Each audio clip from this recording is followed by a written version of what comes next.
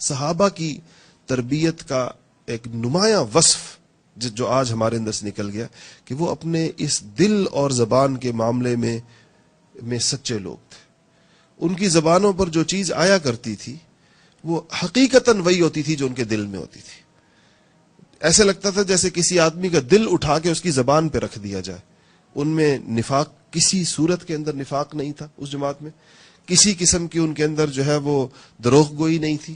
صداقت کا جو اعلیٰ ترین پیمانہ کسی انسان میں سوچا جا سکتا ہے وہ اس جماعت کو اللہ جل شانہ نے عطا فرمایا تھا.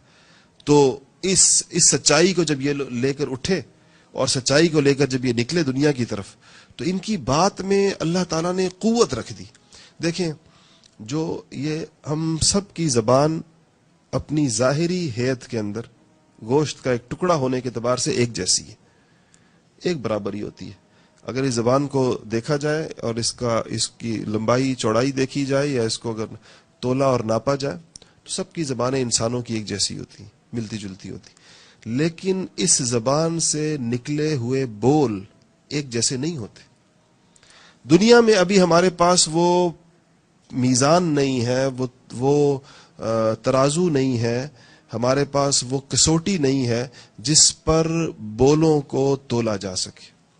کہ میں یہ بات کر رہا ہوں کہ یہاں کوئی آپ کے پاس کسوٹی ہوتی تو آپ میری بات اس پہ رکھتے تو اس کا وزن آ جاتا سامنے کہ اس بات کا وزن کتنا ہے، اس بات کے اندر گہرائی اور عمق کتنے، اس بات میں حقیقت کتنی ہے، اس زبان کے ان بولوں کی پشت پر دل کے ساتھ تعلق کتنا ہے، کس حد تک یہ زبان دل میں پیوست ہے اور کتنی یہ ظاہری جبڑے کے اندر رکھی ہوئی، جبڑوں کے درمیان رکھی ہوئی زبان ہے. صحابہ کرام رضوان اللہ تعالی علیہم اجمعین سچ بول بول کر اپنے دل سے اللہ جل شانہ کی وحدانیت کی گواہیاں دے دے کر، اپنے دل سے اللہ تعالیٰ کی قدرتوں کو مشاہدہ کر کے، اس کے بعد دل کی گہرائیوں سے اللہ تعالیٰ کی وحدانیت کی گواہیاں دے کر اور زبان کو دل کا رفیق بنا کر اور اس عمل کو مسلسل کر کر کے اپنے بول اتنے وزنی کر چکے تھے کہ ان کی ایک بات، ان کا ایک جملہ لوگوں کی سالوں کی باتوں پر زیادہ بھاری تھا. وہ جہاں پر گئے تو وہاں ان سے پہلے سمجھے کہ باتوں کے طوفان تھے، حکایات کے، روایات کے، قصوں کے، من گھڑت واقعات تھے، دیوی دیوتاؤں کے ساتھ. آپ کو پتہ ہے دیومالا داستانوں کو دیومالائی کہتے ہیں آج کل نا، دیومالائی داستانیں، یعنی مذاہب نے داستانوں کا ایک انبار جمع کر رکھا تھا. ان کے پاس ایک بت بناتے تھے، اس بت سے منسلک 1000 قصے ہوتے تھے.